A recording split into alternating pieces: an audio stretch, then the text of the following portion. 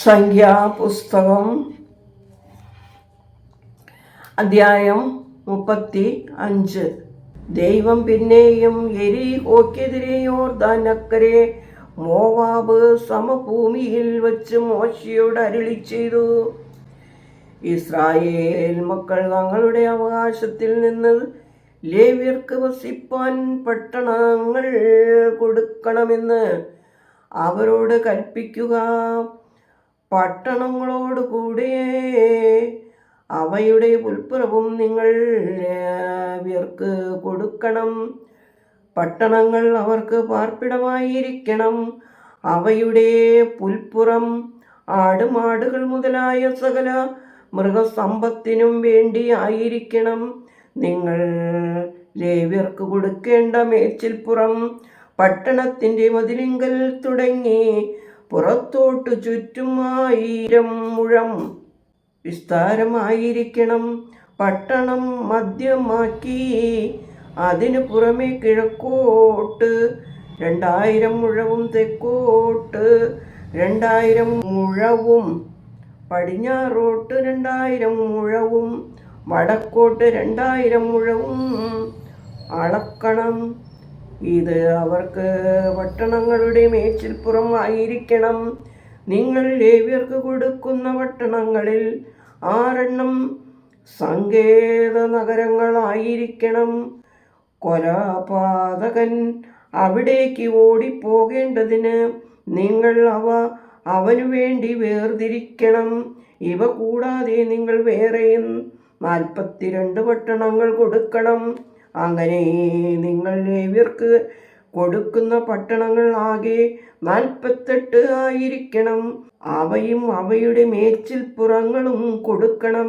Israel മക്കളുടെ അവകാശത്തിൽ ജനം അധികമുള്ളവർ അധികവും ജനം കുറഞ്ഞവർ കുറവും പട്ടണങ്ങൾ കൊടുക്കണം.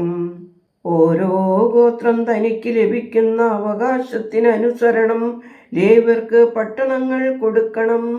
ദൈവം പിന്നെയും മോശെയോട് അരുളി ചെയ്തു, നീ ഇസ്രായേൽ മക്കളോട് പറയുക, നിങ്ങൾ യോർദാൻ കടന്ന് കനാൻ ദേശത്ത് എത്തിയ ശേഷം ചില പട്ടണങ്ങൾ സങ്കേത നഗരങ്ങളായി വേർതിരിക്കണം. അബദ്ധവശാൽ ഒരുവനെ കൊന്നുപോയവൻ അവിടേക്ക് ഓടിപ്പോകണം. കൊലപാതകൻ സഭയുടെ മുമ്പാകെ വിസ്താരത്തിന് നിൽക്കുന്നതുവരെ അവൻ പ്രതികാരത്തിൻ്റെ കയ്യാൽ മരിക്കാതിരിക്കേണ്ടതിന് അവ സങ്കേത നഗരങ്ങൾ ആയിരിക്കണം. നിങ്ങൾ കൊടുക്കുന്ന പട്ടണങ്ങളിൽ 6 സങ്കേത നഗരമായിരിക്കണം.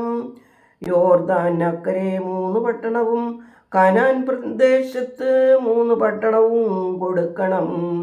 അവ സങ്കേത നഗരങ്ങൾ ആകുന്നു.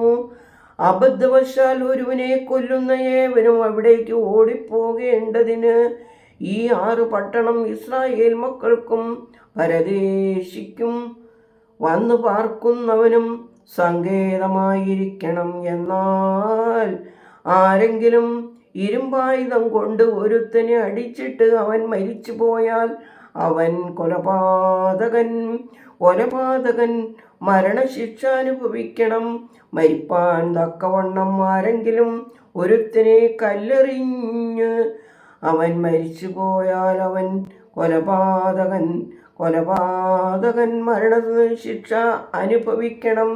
അല്ലെങ്കിൽ മാരകമാംവണ്ണം ആരെങ്കിലും കയ്യിലിരിക്കുന്ന മാരകായുധം കൊണ്ട് ഒരുവനെ അടിച്ചിട്ട് അവൻ മരിച്ചു പോയാൽ അവൻ കൊലപാതകൻ മരണശിക്ഷ അനുഭവിക്കണം. രക്തപ്രതികാരകൻ തന്നെ കൊലപാതകനെ കൊല്ലണം. അവനെ കണ്ടു കിട്ടുമ്പോൾ അവനെ കൊല്ലണം.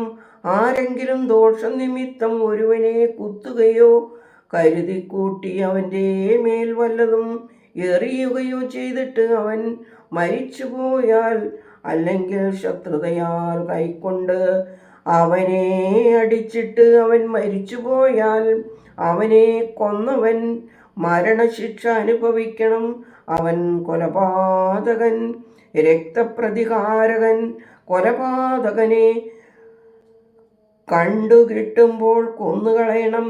എന്നാൽ ആരെങ്കിലും ശത്രുത കൂടാതെ പെട്ടെന്ന് ഒരുവനെ കുത്തുകയോ കരുതാതെ വല്ലതും അവൻ്റെ മേൽ എറിഞ്ഞു പോകുകയോ അവന് ശത്രുവായിരിക്കാതെയും അവന് ദോഷം വിചാരിക്കാതെയും അവൻ മരിപ്പാൻ തക്കവണ്ണം അവനെ കാണാതെ കല്ലെറിയുകയോ ചെയ്തിട്ട് അവൻ മരിച്ചു പോയാൽ കൊല ചെയ്തവനും രക്തപ്രതികാരകനും മധ്യേ ഈ ന്യായങ്ങളനുസരിച്ച് സഭ വിധിക്കണം.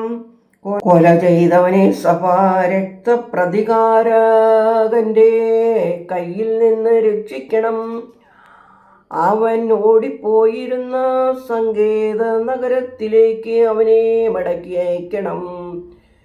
വിശുദ്ധ തൈലത്താൽ അഭിഷിക്തനായ മഹാപുരോഹിതന്റെ മരണം വരെ അവൻ അവിടെ പാർക്കണം.